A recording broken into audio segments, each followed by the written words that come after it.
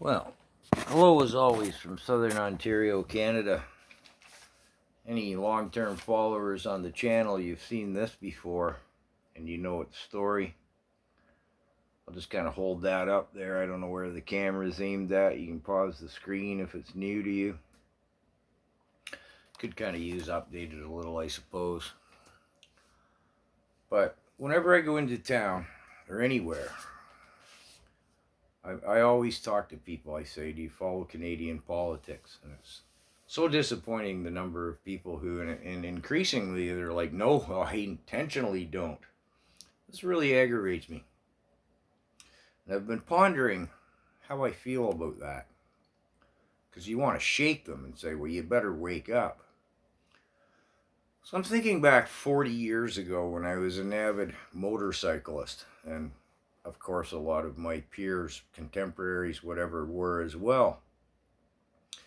And we would debate about the people who would put our lives at risk as motorcyclists.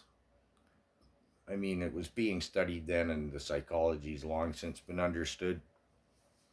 The average automobile driver doesn't often see the motorcycle as they're looking around. It gets lost in the traffic. It's not perceived as a threat. Its mass is small. But there's always those people who look you right in the eye as a motorcyclist and then pull out in front of you. You know, and we would debate, us young bucks, we'd debate about what's the right approach to deal with that. Follow them home and explain to them, look, what's a fender bender for you breaks my leg. You've put my life at risk. My attitude was always, I take a hard approach. I follow them home. Make them pee their pants. Take a strip out of them a mile wide. Leave them trembling. When they see a motorcycle, they're scared of it now. My buddies who took the soft approach would argue about the whole, political correctness of motorcycling, because 40 years ago, it was changing from the outlaw biker image to, hey, dentists and women ride them too, right? And I was pretty vehement about, no, I put the fear into them. I don't care about the public image of motorcycling. I want to stay alive. I want you guys to stay alive. I want other motorcyclists to stay alive. If I see someone who looked me in the eye and pulled right out in front of me, oh yeah, I'd go out of my way to make them pee their pants.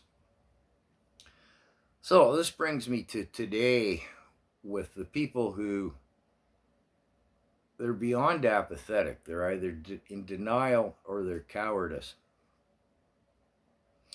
And something that just tripped me off today, I was at the gas station, and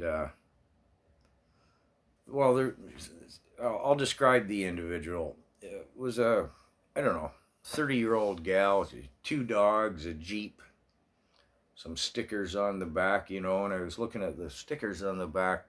She's kind of looking at me like, what are you looking at me for, you old fool? And I'm like, oh, I'm just checking out your stickers. And oh, I had them all custom made, and I'm like, oh, well, hey, dog people are good people. So then she's speaking to me again when we're inside to pay for the gas, and I said, do you follow Canadian politics? And she's like, oh, no, I intentionally don't. Now tell me what you think in the comments, because I'm really seriously giving consideration to saying to those people, because again, every time I'm out in public, anyone who looks willing to talk to me in any fashion, I always carry these. I'm always talking to them. Increasingly, of course, people are aware of what's going on. I'm like, oh, good, thank you. Fly the flag, spread the word. Do you want to come on the channel? Blah, blah. But to the people who are just saying, no, I intentionally don't watch, I'm beginning to think that, in fact, I think I'm going to, in fact. But tell me what you think in the comments.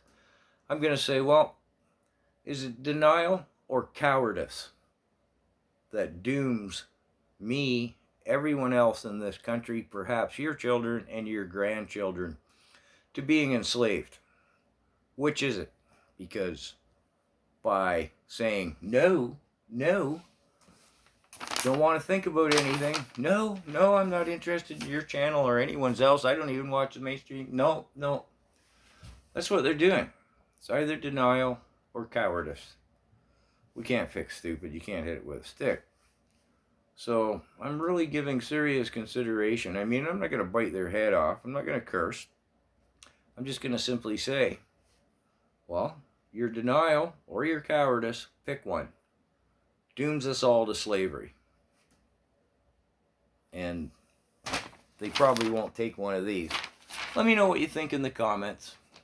It's New Year's Eve, and I'm just cranking out the vids, and let me know what you think.